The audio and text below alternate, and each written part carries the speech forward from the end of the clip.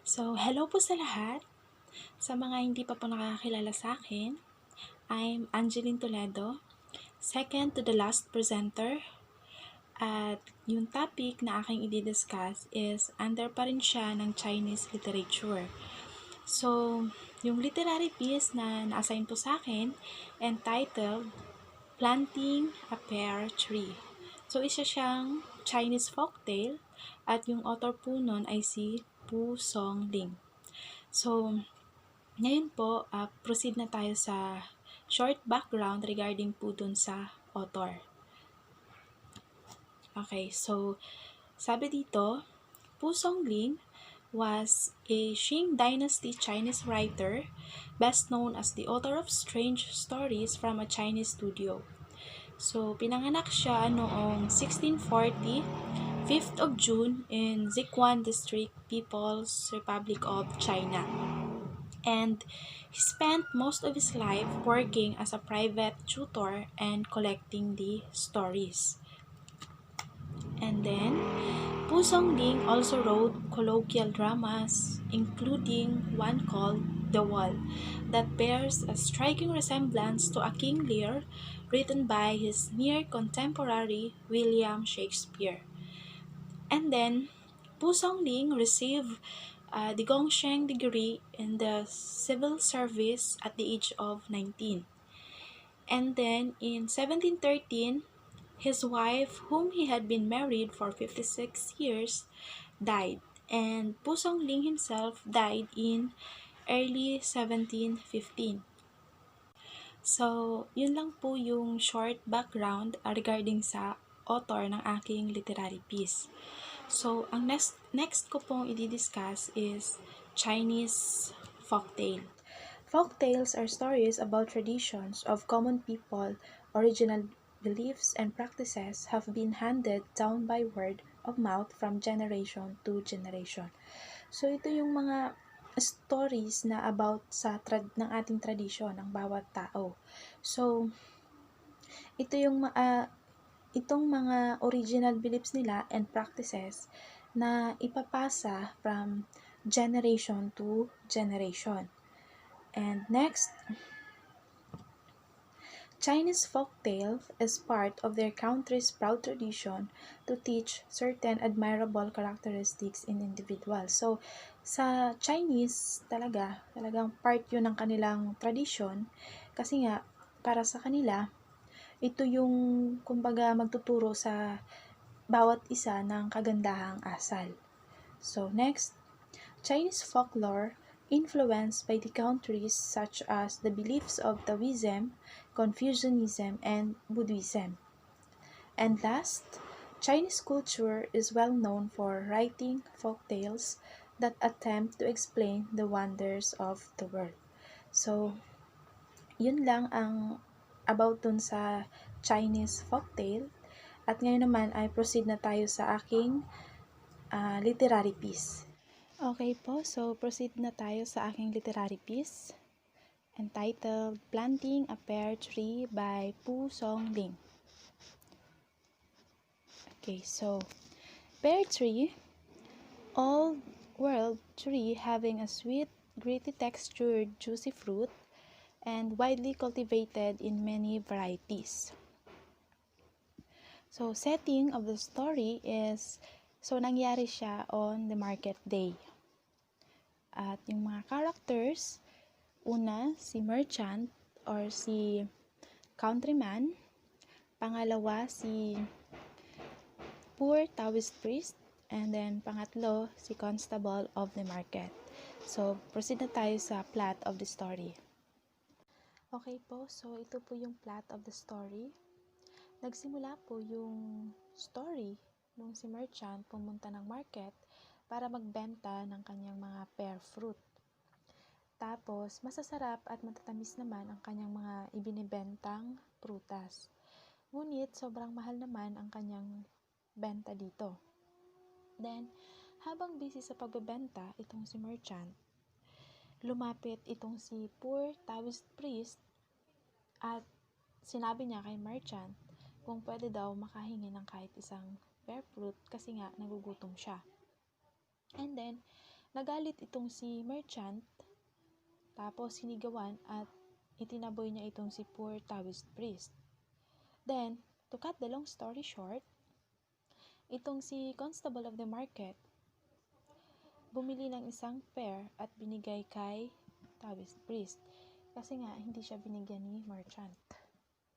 Okay, so nung time na binigyan itong si Taoist priest ni constable of the market ng isang prutas, talagang sobrang tuwang-tuwa itong si poor Taoist priest. Kinain niya ito at talaga namang nagpasalamat siya kay constable of the market kasi binigyan siya ng isang perasong pear fruit. And then, so after kainin yun ni poor Taoist priest, sinabi niya kay constable of the market na bilang gantimpala sa kabutihang ipinakita ni constable of the market sa kanya, siya naman daw ang magbibigay ng isang pear fruit kay constable of the market. And then, di narinig yun ni merchant at ang sabi ni merchant kay poor Taoist priest, wala kang pera para makabili ng pear fruit, sabi naman ni merchant. And then, ang response lang nitong si poor Taoist priest, nag-smile lang siya. Then, sinabi niya, I'll show you. And then, after sabihin yun ni poor Taoist priest, nagtinginan lahat ng tao sa market. Naghukay at itinanim ni Taoist priest yung buto ng pear na kinain niya. Pagkatapos, diniligan niya ito ng mainit na tubig at laking gulat ng lahat na makitang lumalaki yung pear tree at sagana din ito sa bunga. And then, bumitas itong si Taoist priest at binigyan itong si constable of the market. Ito yung taong nagmalasakit sa kanya. And then, masaya namang nagpasalamat itong si constable of the market, kinain niya at namangha sa tamis at sarap nung pear. And then, masaya namang ibinahagi ni poor Taoist priest sa mga tao ang mga bunga nito. At kasama na din dito si merchant na siyang madamot kay Taoist priest. Ngayon, habang abala ang lahat, pinutol ni Taoist priest yung puno at bigla na lang siyang naglaho na parang bula. Then, suddenly, after ng mga pangyayari, itong si merchant nagulat na lang dahil lahat ng pear niya ay nawawala at sira-sira na yung box nung lagayan niya ng kanyang pear fruit. And then, galit na naman itong si merchant. Sabay sabi, it was a trick, sabi niya sa mga tao. Tapos, sumigaw siya. Lahat daw na binigay ni Taoist priest na pear sa mga tao ay sa kanya. Then, kawawang merchant. Lahat ng tao ay pinagtawanan lang siya nung sabihin niya yon. At itong si merchant binigyang aral pa ng mga tao doon sa palengke. Na sabi, na sa susunod daw, huwag siyang maging madamot. So, yun yung naging the end of the story. So, sana po naintindihan nyo yung plot of the story. So, sinamarize ko na kasi siya kaya masyado nang maigsi. So, yung theme po ng story ng aking diniscuss is greediness. At proceed na po tayo sa next discussion. At ang i-discuss ko ay yung significance of the pear tree to Chinese. Sabi dito, a Chinese farmer harvested 10,000 pears in 2006, were shaped like baby Buddhas.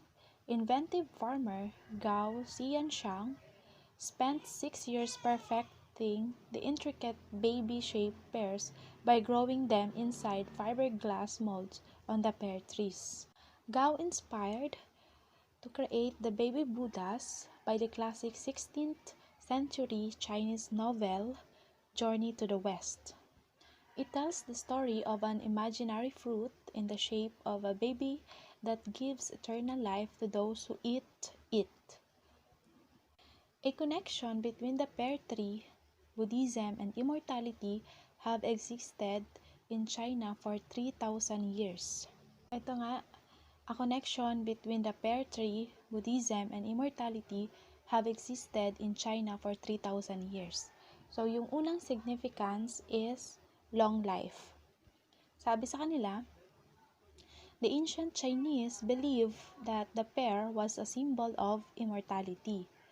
Pangalawa, in Chinese literature, especially poetry, the destruction of a pear tree also came to symbolize premature or tragic death. Then, though there are few representations of pears in Chinese art, where they found yellow pears, it symbolized the gold of good fortune and profit. So, second significance is superstition. So, the word for pear in Chinese, Fenli. Ibig sabihin, sharing a pear. Pronounced the same way as the word for separation. And then, the symbolism of the pear can be interpreted to means of sharing a pear can cause separation. Superstitiously, many Chinese do not split a pear with loved ones lest they be separated. Pangatlong significance, botany.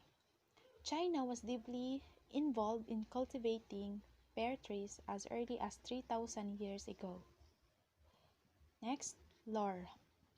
In Chinese fairy tales and folklore, the pear is used metaphorically to illustrate generosity. Next, commerce.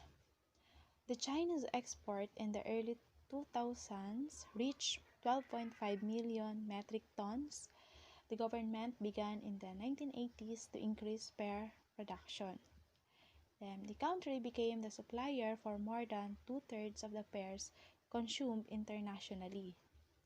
Pear trees fill more than 2.5 million hectares of China's farmlands.